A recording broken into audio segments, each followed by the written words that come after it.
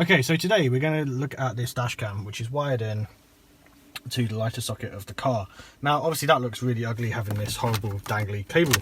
So what we're going to do is we're going to hardwire it in with this hardwire kit. So what it will require doing is popping out one of the fuses. This will then essentially work as a bit of a piggyback on the fuse socket. So you take the fuse out, you plug this into where the fuse was, and then the original fuse you plug into this. Right, so we're going to wire it into a socket that turns on and off when you turn the ignition on and off, because otherwise it'll run the 12-volt battery down. Now, it does have a parking sensor mode. I don't entirely know how I'm supposed to wire it in for that, so I might come back and change this later on. But just so we can get started, we'll wire it into that. At least that means we'll get this horrible cable out of the way. This is the inside of the fuse port, so I'm guessing I'm going to want to grab one of these fuses. Now, I have no idea which one's which. Luckily we have this diagram which explains it all to us. So it suggests to use the rear window heater, so let's have a look.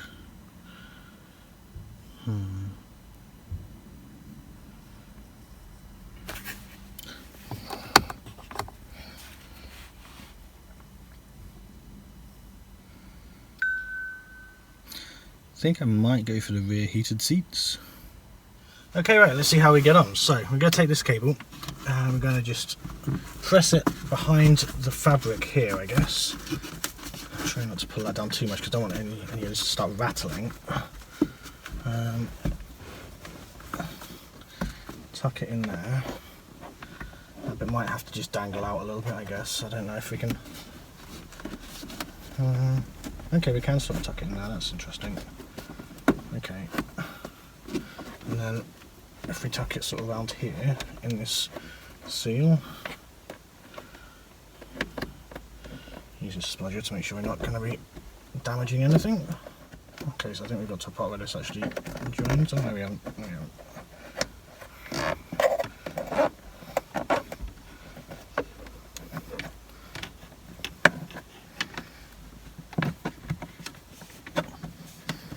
So hopefully I'm not getting too in the way here, but we're just going to keep feeding this in around here.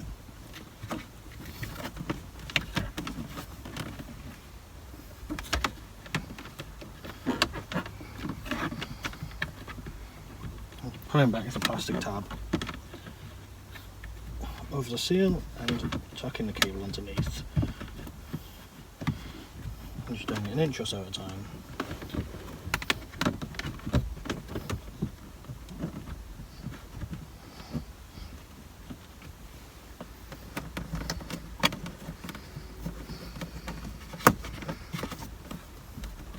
Okay, so we now have that tucked in.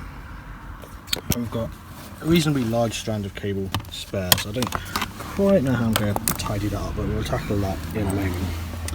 What I need to then do is grab the other part of the cable. Now this comes with two, depending on the size of fuses you've got, so I'm pretty sure it's the larger one we're going to need.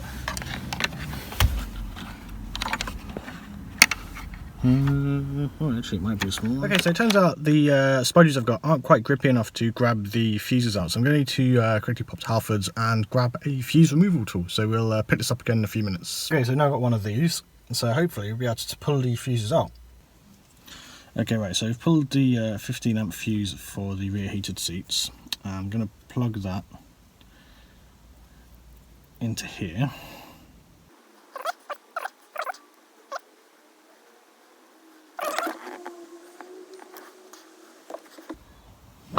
Okay, right, so it looks like this is going to be some kind of micro fuse, and I'm probably going to need to go and get a 15 amp fuse, because this one, let's see, those look quite different.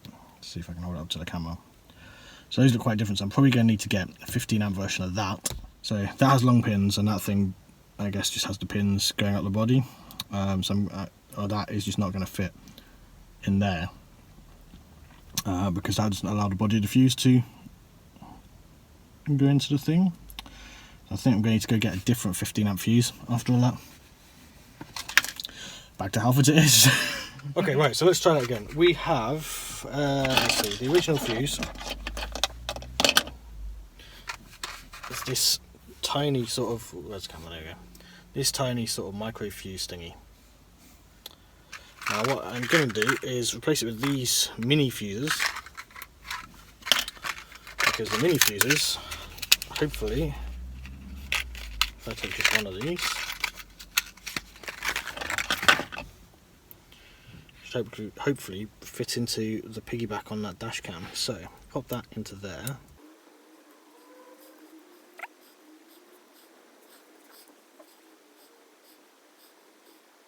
Right, so I don't know if that's fully installed. It doesn't feel like it's fully installed. It feels like it should be sort of flush like the other one.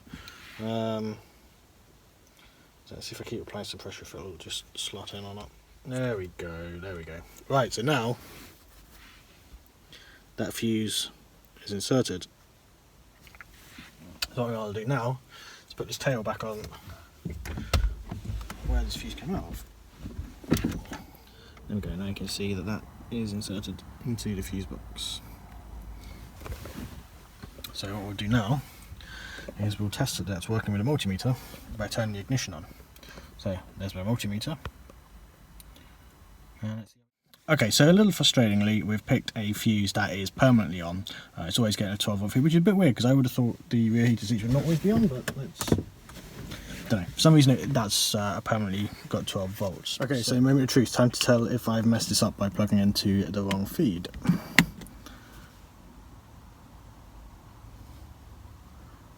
Recording. Yes, is the answer to that. Okay, so we've inadvertently got a feed that's constantly on, which is not ideal. So I'm going to need to grab my phone and we'll see how we enable parking mode safely on this dash cam, because I think I do need a permanent feed, but yeah, something's not quite right. Okay, so we just checked the manual and we do need an ignition live fuse rather than an always live fuse, so we're going to switch the fuse for a different one. Okay, so let's try again with a different fuse. Okay, so this time we've gone for blower motor 1. Let's turn the car on, see if this wakes up. Recording. Okay, so that's woken up now, so I think we've got a suitable fuse. Let's turn it off and see if it shuts off.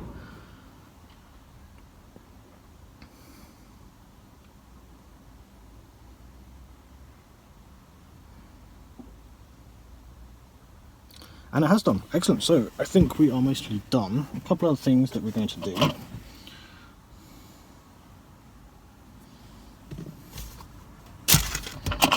Number one, we're going to install this coil around the cable just to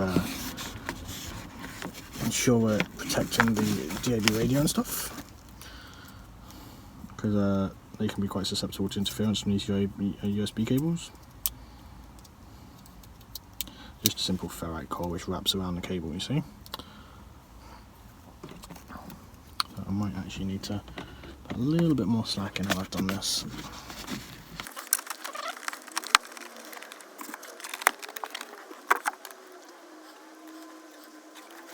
Okay, so the way it is on the original cable is it's got this sort of loop here, so I'm going to try and replicate that.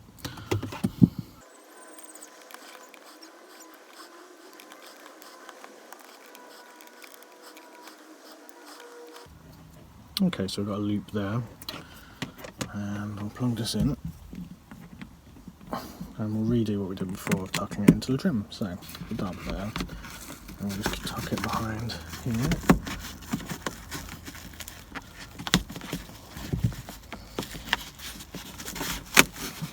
Into the bottom trim back into place once we're done. I don't want it rattling around up there. I'll tuck it in that pillar a little bit. And again, just under the plastic seal, rubber seal here.